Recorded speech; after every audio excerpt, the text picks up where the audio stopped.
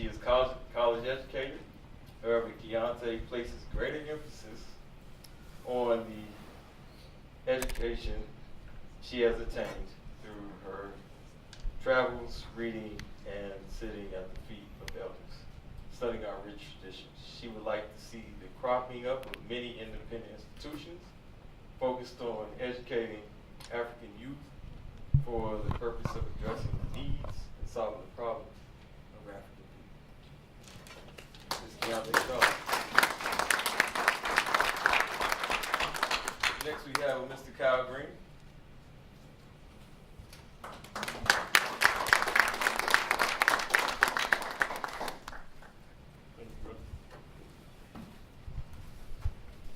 Mr. Green is a graduate of Benedict College, 2004.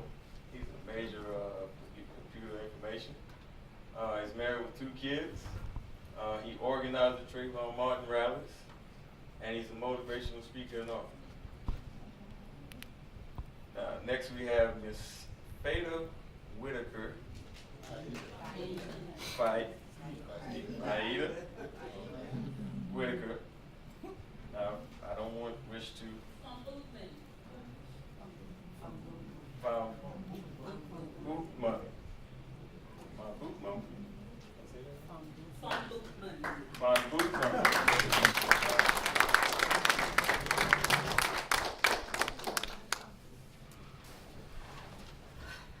Ms. Whitaker is a granddaughter of the Civil Rights Movement, proud mother of 3, owner with her husband of the online business Mama Afrique Boutique. Faida is a lifelong resident of Columbia, South Carolina. She continues to expand on the legacy of her mother as a cultural arts activist and educator, striving to increase knowledge and acceptance of African and American culture and history in our communities.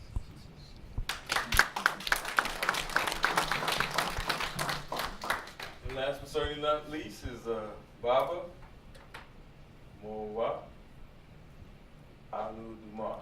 Aludumar.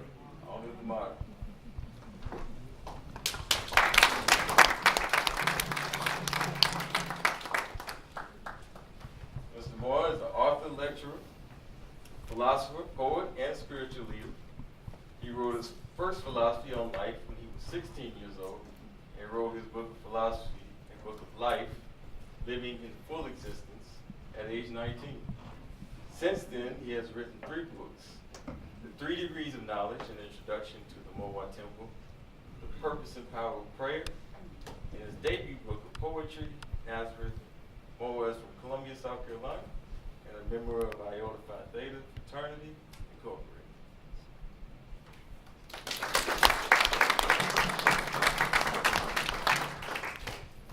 All right, so to begin the discussion here, I wish for each of the panelists to give or spend at least 2 to 3 minutes and share with us your thoughts or philosophy on the meaning behind transgenerational information and knowledge.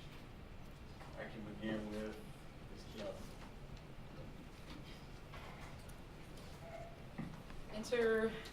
The transmission of intergenerational oh goodness, what am I saying?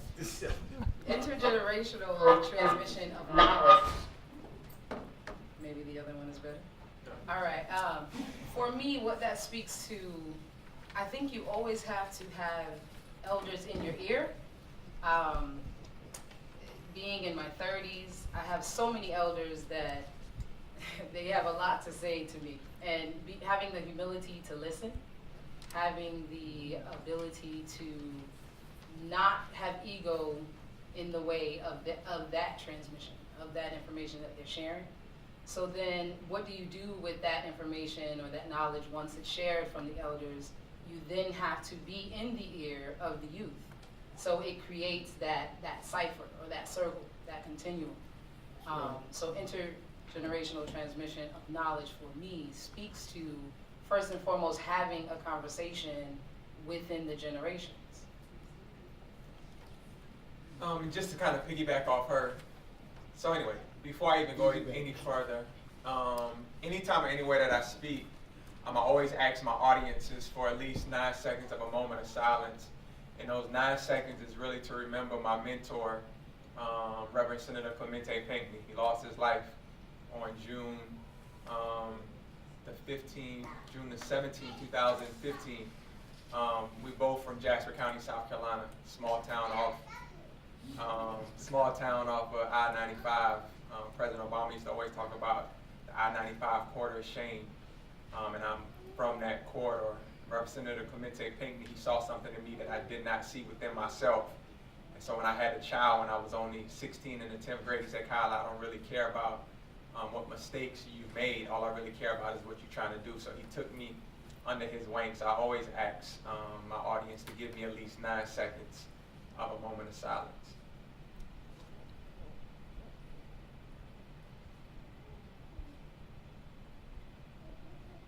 All right, thanks. So when I hear the words intergenerational transmission of knowledge and wisdom, to kind of piggyback off what you were saying, it's really just to take the wisdom that has been passed down. I mean, I might just be 37, but I was raised by my elderly grandmother, a woman who did with so much, with so few, to afford me this opportunity. All she had was a middle school education.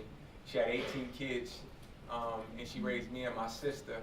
But just some of the life lessons that she taught me and that she instilled into me, I'm now able to instill into others. So being a motivational speaker, doesn't matter if I'm speaking to 1,000 students in an assembly, or I'm speaking to educators all over the country, trying to get them to help understand our African American youth, where they can connect to them. Because if you haven't realized, most people that teach our black students are white female teachers. So they bring me in to try to get me to help them to teach our students that they can understand, because I was once one of those students who had a mother that was on drugs, who had a father that wasn't there. I had a daughter when I was 16 in 10th grade. I was raised by my elderly grandmother. There's so many of our students who come from those certain situations. So I take the knowledge that has been passed down to me from my grandmother, and I take it to help bridge that gap, bridge that divide between teachers and the youth that they're trying to reach and that they're trying to impact. So to me, that transmission of knowledge, of information, of ideas, of wisdom, I believe is vital for people like us, and all of us, not just the ones up here on this panel, but everybody out here, because it has to be a community effort. It has to be like an effect where everybody has a hand in it. Like, we can't say I want to change the world, but you're not willing to change your own community. You can't say you want to change, your city if you're not willing to change, like, your home. You can't change somebody else's life if you're not willing to first change your own. So that's what I think. That's what I believe when you see intergenerational transmission of knowledge and wisdom. I would like to first ask my eldest permission to speak. Speak. I am fortunate in that I was raised in a family that had a tradition of understanding African traditional culture. And in my 38 years, I have come to the understanding that that is not the reality of my brothers and sisters, my peers. And so as a mother now, I'm fully accepting the mission of what this title is. The concept of intergenerational transmission of knowledge and wisdom comes from being able to find that family, that connection, if you're not blessed to be born into it, by connecting with others, connecting with the general community, connecting with the cultural community. There's a quote where a lot of people say, well, this is my movement family. My parents used to say that because their understanding of African culture and history wasn't given to them by their parents, because they were children of the civil rights movement. It was happening in their time. Their parents weren't blessed to have an understanding of the connection to Africa and the connection to our original culture. So they had to discover that in their youth. And so as I was fortunate enough to reap that harvest that they got, I now see it's the challenge of passing that on to my children in the community, and making a foundation, creating a space where the kids in our communities can have a place to come to learn who they are, whose they are. And for me, the transmission of intergenerational knowledge and wisdom takes place between the pages of books. So it's important that we understand that a lot of our elders who were mentioned in the beginning of this program, who were brought to us via Mr. Listervelt Middleton, Dr. Listervelt Middleton, they're no longer with us. but their words and their information is available. So by teaching a value and teaching a love of reading and knowledge to our children, they will have the chance to learn from their elders who are no longer with us. They will learn from their ancestors the truth and the information that they need to bring forth to the future, so that the 7 generations that they're responsible for will know the truth of what their mission is to right this world. No, sure. In the name of Olodumare, the Orishas and my ancestors, all my elders that's in front of me right now, I greet y'all with the peace in the words of the Mowa Temple, which is Nugazere Ti-U, which means peace be unto you. What this means to me, the intergenerational transmission of wisdom, of knowledge and wisdom is this, is that one thing that we have to remember is that the knowledge and wisdom that's being passed to us is not another horse that's going on a carousel. It's a building block for us to go up higher. It's another mile, it's another foot, another inch, to go forward. Because if we get knowledge and wisdom from our ancestors, those who came before us, but we stay in that same mindset that they was in at that time, we're just gonna be rounding around in this same carousel over and over again. So the beauty about being transmitted this knowledge and wisdom is now that I can apply that to the way that I see the world. Because now I live in a whole different world that my ancestors did before me, but I can still apply that wisdom into a new world so it can come into fruition in a new way. Thank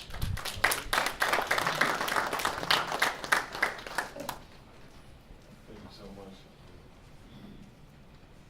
Well, next, I just want to go ahead and, go ahead and set the tone for, give a sense as to what type of questions we asking the panelists here, as well as once we go into the Q&A as to how we can build upon the discussion that's been established here between the panelists and myself. Now, I'm not going to pick and choose as to who wishes to answer each question. I'll allow each of you all to answer each question. Just understand that, trying to be succinct or in some way and not to drag on about your answers to each question. Alright, so do you think that communication between elders and youth is adequate? Why or why not? Well, it really would depend to which elders and youth you're talking to. I would like to say that I have a great communication with my elders. Shout out to my elder Mensa right over here. Shout out to my mother and others here. But in large, I don't believe it's adequate because there's a lot of problems that we're dealing with now that we have dealt with back then as well. Had we listened to the wisdom of our ancestors before us and actually applied and learned from those mistakes and triumphs that we did in the past, we wouldn't be going almost on a treadmill. So, there are those who are carrying the torch, but, there are still triumphs that need to be made. When you speak of the communication between the elders and the youth, the conversation has to start, in my opinion, has to start in the cradle. With most of our families, the destruction that we have suffered through the Ma'afa, through the deterioration of our social structure. In the 1960s, when the Moynihan report came out, and they figured out the strength of the black family and the black community, being that female presence in the home, being that female elder presence in the home, and the effort was pushed for us to fight for women's live, and to fight to be in the workplace, and to fight to be away from the home.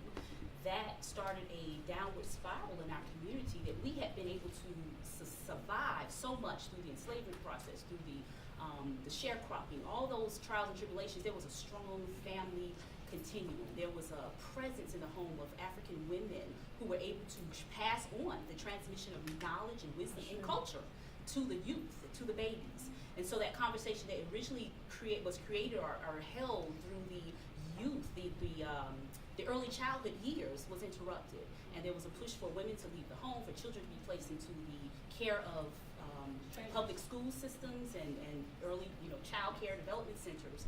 And this was the beginning of our disconnect, I feel, right now, when we look at our families and the problems that we're having.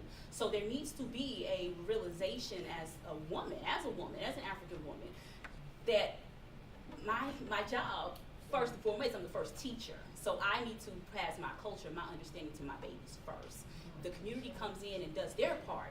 But when we don't understand as the mothers, as the womb, the place where the babies grow as the first teacher, and as the father's place to be there to support and to provide information, then there's a loss. So when we talk about the elders speaking to the youth, we have to look at the home and the family structure and how the grandmothers and the grandfathers are not available. Now many of our elders are still working, they're still away from, they're not able to be at home and be there to teach and to promote the culture. So there is an inadequate conversation. We have to figure out how to fix that.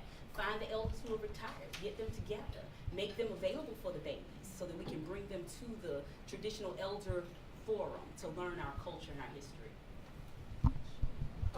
She made a lot of awesome points, and she was talking about the woman who left out of her home. But so I might not should be telling y'all this, but my daughter and I, we just wrote a book. It's called #Father-Daughter Goals. How a beautiful bond between a father and his daughter was made by a simple promise.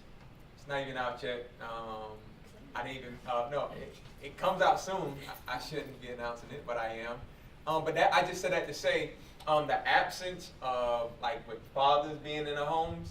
I didn't really understand how serious that was until I know what it meant for her to have me there, but I had no idea how big of a divide that is in America with fathers not being in the homes.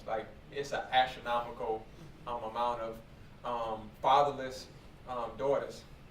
But also, and I just want to make that point, but I think more so to me is the new age young person feel like they can't relate to the old age older person, if that makes sense.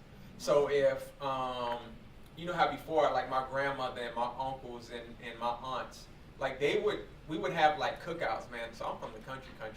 We boil crabs and we put them on a picnic table and we just eat crabs and lick it off your elbow while I was running. I don't know if y'all can relate to that. But that's what we did. But they would tell stories what my great grandmother Fanny, how she went through what she had to go through in slavery, and they would share those stories. And so now I don't see people have those same type stories where they kind of understand the culture of their family. So in my book, it's a part where we talk about culture and having a certain culture as a father and having a certain culture as a daughter, and then what that fatherhood culture looks like for men. I think the families have lost the identity of what your culture is. What do you stand for? What do you believe in? And I think that's a big part of the problems that we have. So now when an elder is trying to tell a young person or share some advice or some wisdom, they looking at him bro, you can't even relate to me. You don't even understand what I'm going through. And that's a huge problem, because it's almost disrespectful for a young person to say, you don't know what I'm going through. Man, I'm 70, 80 years old. I done went through what you went through. So to me, man, the level of respect for your elders, I don't know if it's not being taught anymore. I mean, I learned that going to church. My grandmother would slap us in our mouth if we was disrespectful in any kind of way. Now you hit a child, they'd be like, yo, I'm calling DSS.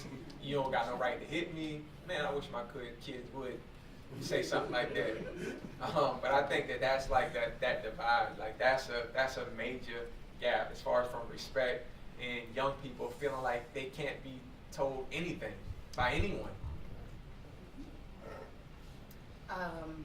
Brother Kyle mentioned a bit earlier the point of us needing to bridge the gap. Those of us in the in-between, if you will, so 30s, 20s, 40s even, if we're talking about 80-year-olds trying to communicate to 30-year-olds or 20-year-olds. So I think that for our role, those of us on the panel and those in the audience that are of a similar age, it is up to us to really reach the youth, because just like he snapped to it so quick, like, bruh, you know, we will do that, whereas the elder would not. So we accept the transmission from the elder, and then we give it to the youth.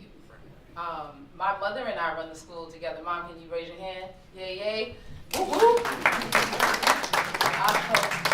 And so my mother will say, yeah, you know, Yaya was born in the 60s. And they'll say, oh, wow, so that was back with Harriet Tubman. You know, we're like, no, not quite. You know, give the dates. But I watch when I speak to the youth, and how my stance is and my hands, even as I'm talking right now, you know, I'm an MC, you know, naturally. Versus my mother when she speaks, and she gets a certain reception and I get a different kind, you know. But they not to say that they don't listen to her, but they feel me.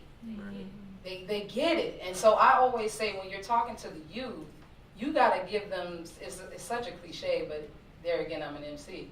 You got to give them something real, something they can feel. And so the elders may not have that in that way that we can. So when she'll sometimes call me and say, oh, we have to tell the youth this. We have to teach this.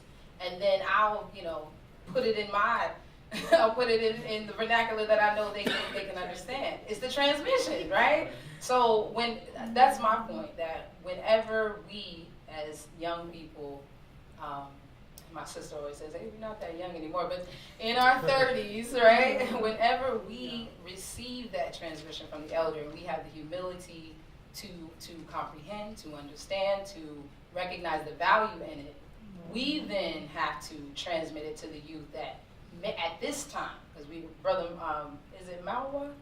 Mowa, thank you. Brother Mowa said, you know, in this time, our conditions are different.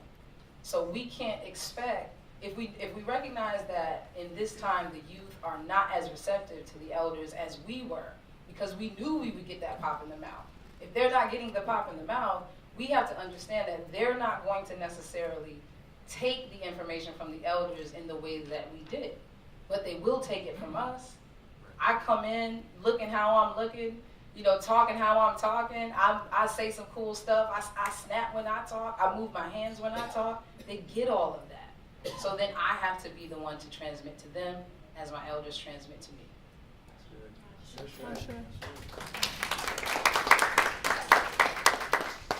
Very well done. So to build on that, what information then would be beneficial to pass between the elders and the youth? And I could so my first book that I self-published is called The Mentality Changer: A Journey to Help Change How You Once Thought About You.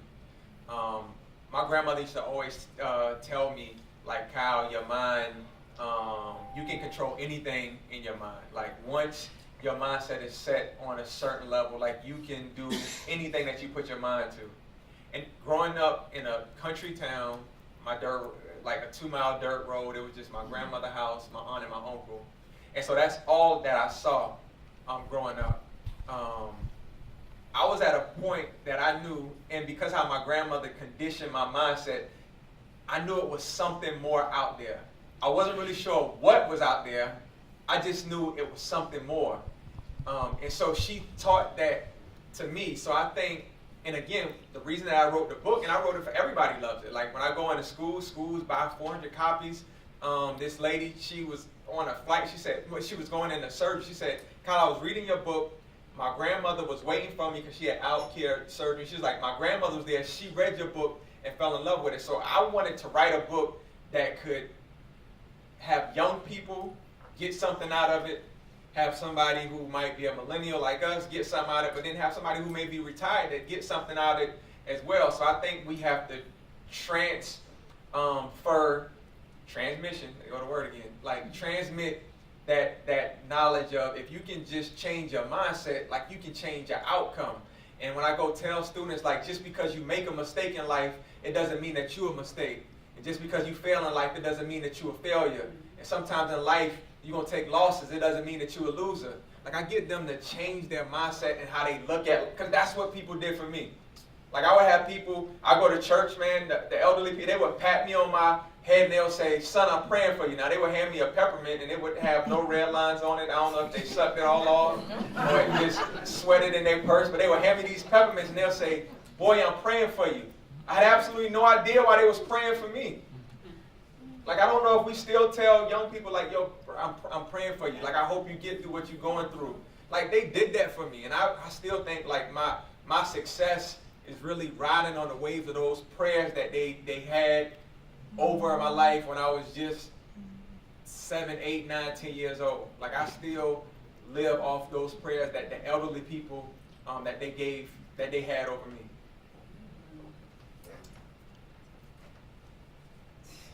Yes. I'm thinking to that too, because I was a very challenging child. I'm smiling at my mother because she's shaking her head, right? But those prayers, those elders that saw that really you were just confused or you needed some extra love. And so I think as elders in this room, recognizing that these children are your children too. So they may be a little brash, a little rough around the edges. We have a few at the school, but we recognize those are the ones that need that encouragement, need that affirmation the most. Dr. Frances Cress Welsing spoke on having to give lap time and understanding that sometimes she had patients that were 16, 17, all well into their 20s that they had this bravado, but it was just a shell. And she would put them on her lap, giving them that time that maybe they didn't get from their mother. And so we do that still in the school based on that information. So I think that as an elder, seeing this child, seeing this young man, seeing this young brother in his 20s, or young sister in her 20s, recognize that disrespect that may first appear is really just hurt, is really just confusion, is really just some other symptom, but they truly need your love. Mama Benoit's not in here at the moment. I know most people in here know Mama Benoit. She's been a retired teacher, 30 plus years in the school, but Mama Benoit will be in the grocery store and see a young sister with long blonde weave, walk up to her and say, sister, from the back I thought you were a white woman, but when you turned around, you're gorgeous, And so but most people would say, that's disrespectful, don't do that to her. But she's giving so much love that even if that sister doesn't remove her weave today, she's thinking about it. And she's thinking of the fact that this lady doesn't know me, but she came up to encourage me, to let me know how special I am, to let me know how gorgeous I am and in my natural state, how much more I would shine. And so I think those little nuggets, even for us, seeing the youth younger than us, right? I always build up young black girls. I was that young black girl who people say, well, you're not pretty now, but when you get older, you're gonna be, or you so dark, why are you so black? All these type of statements. And those things are so deeply entrenched in their psyche that if you come around and say, oh my God, you're gorgeous. Look at you. Did y'all see her skin today? You must be wearing shea butter. I hype them up. So just having those little things that we do as a people for those younger than us and even our peers, it could make all the difference.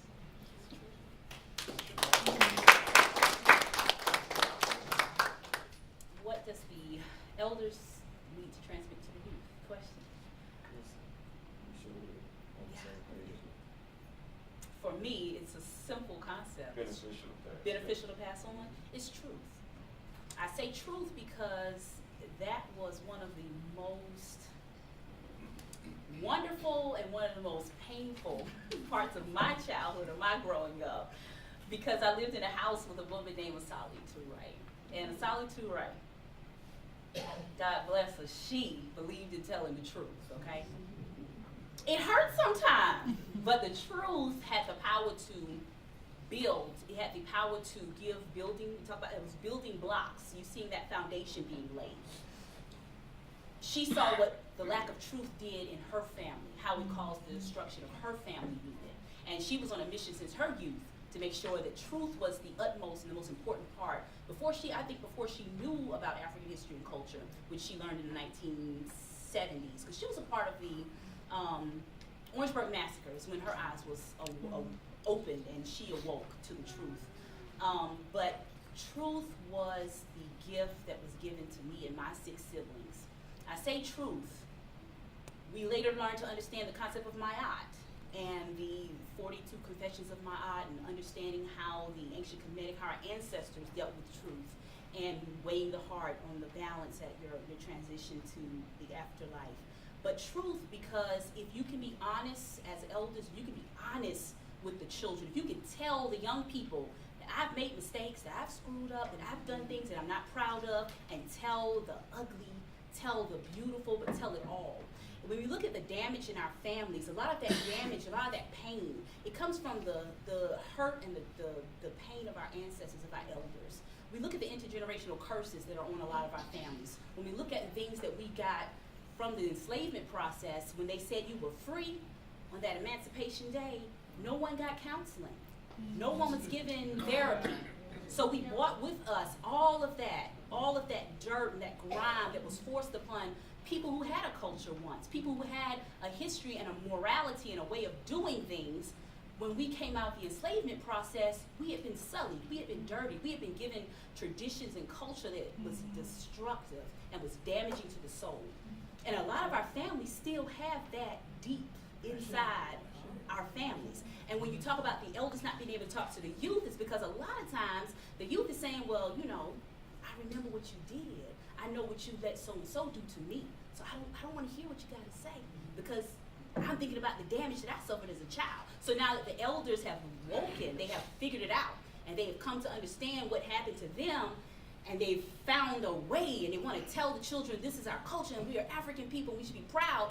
A lot of the young people are saying, no, I'm not interested because I remember. And so if we can be honest, if we can sit down with the young people, no matter what age, if they're younger than you, they're the youth. As an elder, whatever age it is that you understand or come to understanding, find a way to have conversations about truth with the children, with the young people in your life and in your family, so that we can open up the gateway, open up the pathways for the transmission of the positive, so that they will be able to listen to the cultural, the creative, that you can listen to the positive things, but you have to get rid of a lot of the damage and the hurt that's been passed down. So when I say truth, I'm saying that we as a people have to recognize that we've been through something. I often talk to my husband about this, because he is a Bamboon man from Cameroon, and they still have their culture. I'm very proud to be able to tell my children that I know what your ancestors were doing in the 1400s. I know that this person was the leader of the Bamboon people, but on my other side, on my side, you know, the other half of them, I can't go back any further than my great-grandmother, you know, and so that's the reality, but it's real, and I have to explain that to them. So truth is very important. When I make a mistake, if I fuss at one of them, I say, look, I'll come back to them and say, I'm sorry. Mama was not dealing the right way. And I see my 6-year-old actually appreciate that, you know, at her early age. But I'm trying to lay a foundation where she can see that I'm human, I make mistakes, I can admit them, and I can move on. Let's grow together. Not to say, I'm your mom, I said it, I don't want to do that. I don't want to lay that foundation for her. So when I say truth, however that rings to you, think about truth, and how can you transmit truth to the people younger than yourself? How can you write the history of your family? If you can't speak it, write it.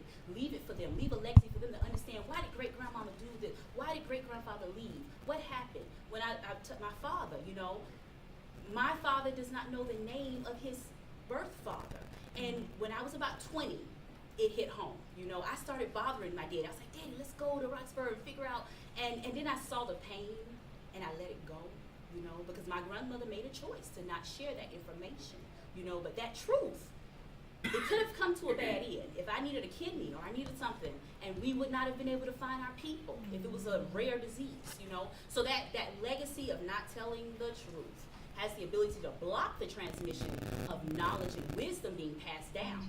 So let's think about how we can work on that. I think I can boil it down to 2 things, really. One is, we have to have just as much as admiration and love and respect for our great-great-grandmothers and grandfathers as we do for Mansa Musa, or we have for Imhotep, or so on and so forth. Because like what was said earlier today, we are a unique people, meaning that no one else on the history of this earth has ever been through exactly what we've been through. There's always been slavery, but there hasn't been the dehumanization with slavery, the stripping away from your name, your tongue, your music, your culture, and so on and so forth. So that put us in a special position to practice something called self-creation. We had to create ourselves with what we had around us. They gave us chitlins, we threw hot sauce on them bad boys and called it soul food. You know what I'm saying? That takes a certain strength and creativity for that to happen. They gave us scraps of these clothes. They gave us pants with no belts. We call it sagging. Now they buy them on purpose. They buy the jeans ripped up on purpose to mimic what we had to go through with necessity. So I think we need to appreciate more our own creative genius of our African people here in America. Because I was on Ancestry.com doing my family tree. I was able to find my original patriarch and matriarch of my family, Frank and Amelia Fleming, both born about 1830. And I was able to find some of my other ancestors. A lot of my ancestors lived to 99 and so on and so forth. And I was like, what if Pop Frank said, I'm done with this, I'm killing myself. I ain't dealing with this. I wouldn't know, I would not be here. So I have to respect them first before I can go back to the mother country, to the motherland, and respect that bridge over there, because a lot of my brothers and sisters in this age and now, they want to skip 400 years and then go to Metsabusa. I love my great-great aunt first, because she passed on this, that, and the third, to make me the brother that I am sitting here in front of me. The second thing is the understanding of spirit, the understanding of spirituality for real. Another thing that I disagree with a lot of my brothers and sisters. They're quick to throw jabs or throw away Christianity and so on and so forth, but it was that good old Jesus that got my grandmother through, that got my great-grandmother through, and so on and so forth. And it was those prayers, even if it was to a white image, it was those prayers, because the Father looks at your heart. He don't look at no image. He is no image. We understood that. They might have separated us and severed our tongue, but they never severed our understanding of the divine. So we might not be able to say, Olodumare. They said, Jesus. But in their mind, they understand that connection. And that connection is what passed down to us. That spirit is what we leaned on when we was being sprayed down with hoses. Those was the things that we leaned on when we was getting bit by dogs and so on and so forth. So we need to re-understand what it means to lean on God, what it really means to pray. Because you sister was right, we ain't have therapy, but we had church every Sunday. We had mama up there preaching and speaking. She ain't had no PhD, but she had life experience, and she had a hug that would heal you. We need to start hugging each other more too. That's true.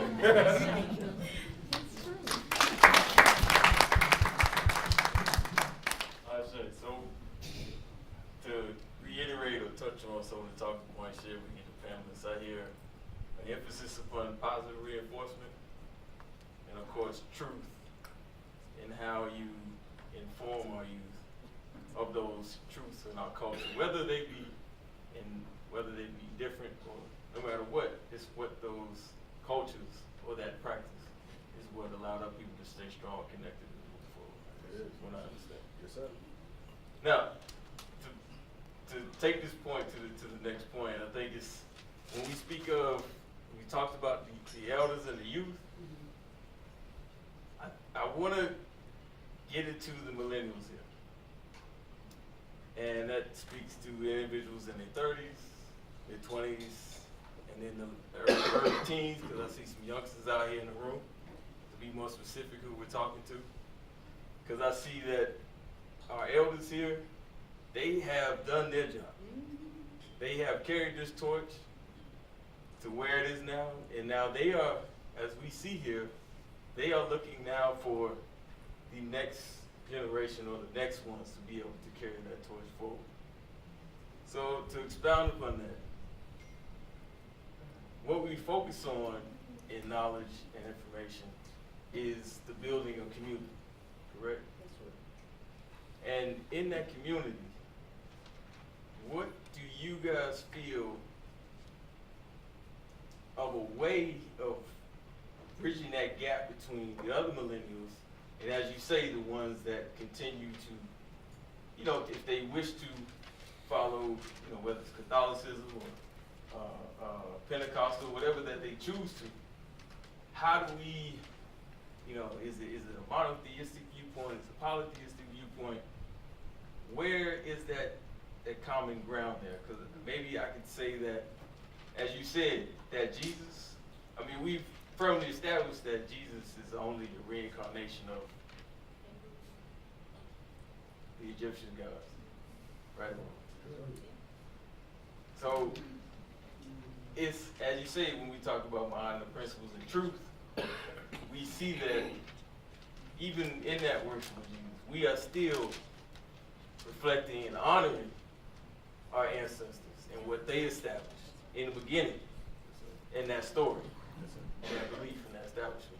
So I say, where or how can we begin to bridge this gap within our culture, so then we can create this community and create this value and not allow others to redefine our value or place, you know, say the US dollar, to say that is the be all say all, because I've, you know, paid attention to a country of New Guinea, let's say.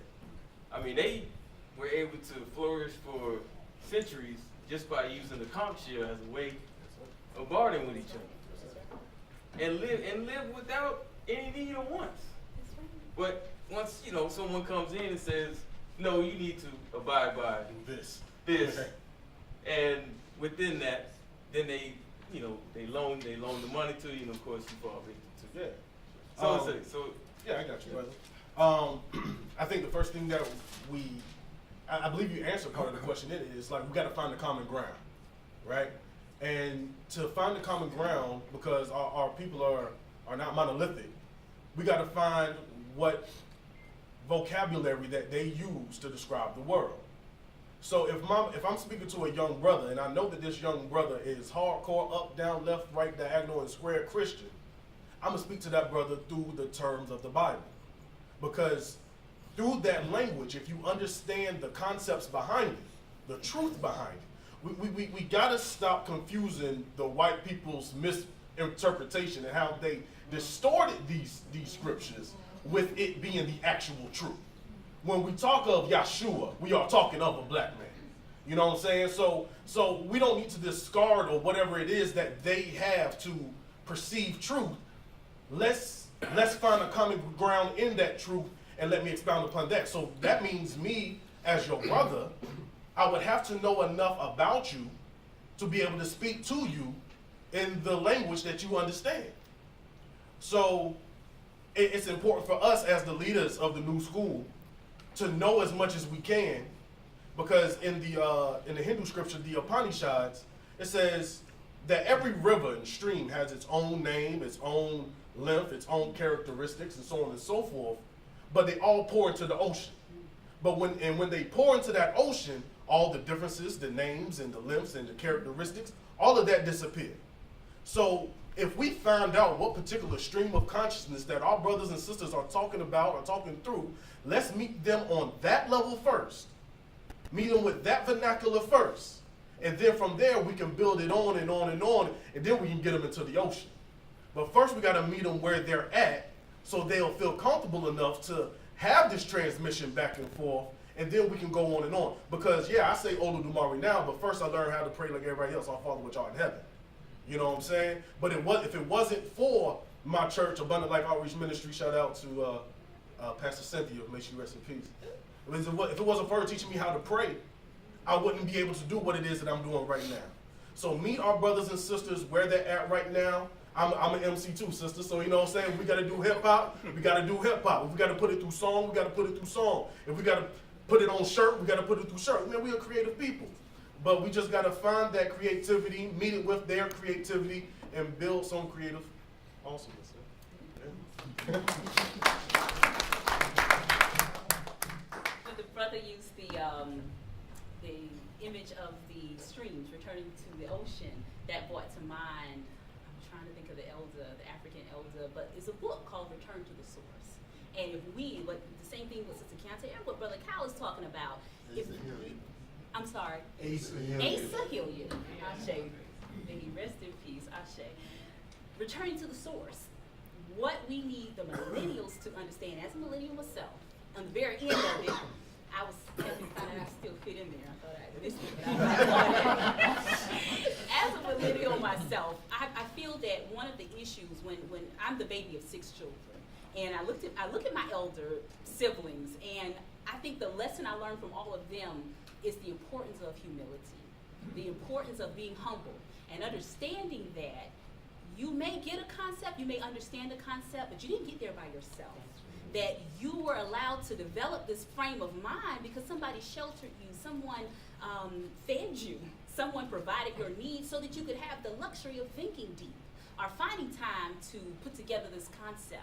So the concept of humility means that wherever our young people are, we find a way to talk to them, to communicate with them, but also to teach them to appreciate and have respect for those who are teaching, those who have paved the way of the knowledge, who the Dr. John Henry Clark's, the Dr. Ben Jakanis. And that's why it's important to push the concept and the appreciation of reading. When we get our youth to read the information in history, we don't have to reinvent the wheel. You know, a lot of the information that I learned when I was a younger person, I'm going back and I'm reading these books now, and it means a totally different thing now as a parent.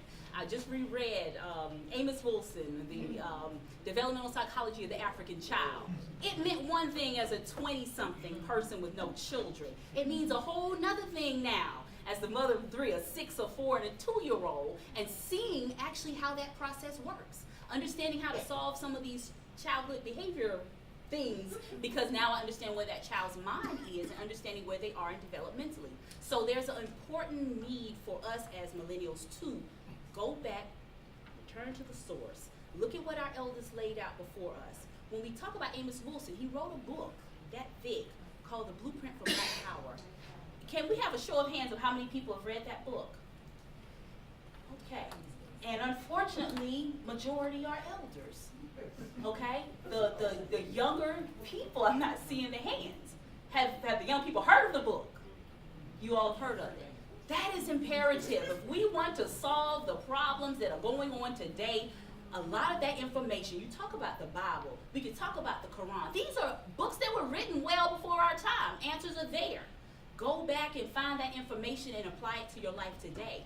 When I talk about the unfortunate situation where a lot of our young people don't have families who are on the path, oftentimes young people are the first in their family to be awakened, to understand that there's something deeper going on. And that is a luxury. And you have to, like this brother said, appreciate those elders who went through what they went through so that you can wake up and see. I got to learn from my elders in my family, my immediate and my extended family, that the struggle, how painful that struggle is when you learn and you understand the world and try and bring it back home and your family's not receptive.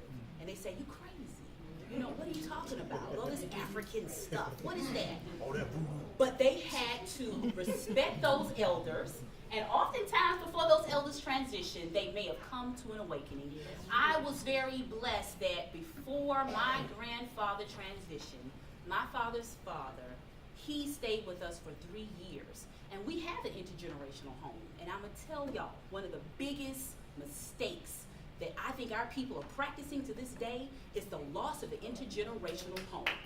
If the children grow up seeing the elders, it is magical. I saw my 2-year-old watch me and my father wash and bathe my grandfather, wipe the food from his mouth, clean up from him after he was in dementia, and he was not with us for long, but for that short period of time, she watched us take care of him and then figured it out. She said, oh, I'm supposed to help too. So she would come to that door and knock every morning, I want to help clean Moon Honey Jack, as she named him, okay? And that was it, the intergenerational transmission. She now knows what we expect from her. So when my father becomes an elder and can no longer, when he enters his second childhood, there's no wondering, there's no signing him up for an elderly home. She knows that she's expected to bring him into her home, wherever she may be, and care for him. She now knows that she's expected to care for me. But we had to exhibit, we had to practice that, just show her. It's not something I could tell her. I could have told her later in life, but as seeing it as a child, she now is a part of her. And she tells us often, when we do prayer and we do the ancestor plate, every meal we get a plate and we fix it and we put the ancestor plate up. Her and my young Asali and Samaya will say, hey, I want to do the ancestor plate. If I forget, they'll say, we need to do an ancestor plate. We put a little food on that. We sit it up on the shelf with the ancestors' pictures, and they now have an understanding of how to venerate and remember. And they'll say, hey, I miss Grandma Sally. They never met my mother, but they talk about her like they know her because we never let them forget the ancestors. So by doing that, it's little things that we can do to help the millennials. As young people, understand the importance and the value of your elders. If there's an old person in your life, you are blessed. And you need to make time. Find a way to be a part of their everyday life. Take the babies, if you have someone in an elderly home, take the babies to the elderly home and let them sit with some elder. If it's not your blood relative, let them be around those who are already past the youthful stage. Let them see how life transitions from youth to the second childhood where they're on their way out. And then you'll have an easier time getting them to take care of you.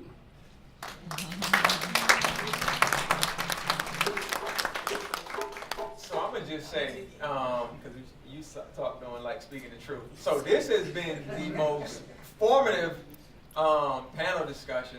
I don't know what y'all getting out of it, but I'm getting a whole lot out of it. Because my family, we didn't teach any of this. Like, nope, we didn't teach. My grandma, like, I don't know why. I have really no idea. Now, where I'm from in the Low Country, like Gullah was really big. So my uncle, Reverend Urban Green, and my aunt, they helped to translate the Bible into Gullah.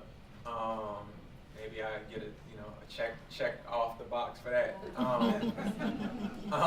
So I'm really good with like translating Gullah and speaking it. But as far as like the information that y'all are providing, I mean, it's teaching me a whole lot. But one thing that I can say, and so maybe the reason why I was asked to be on the panel is because I have the pulse of young people. Like, I have the pulse of young people. Like, I do that very well. I connect with young people in a way that you could not even imagine.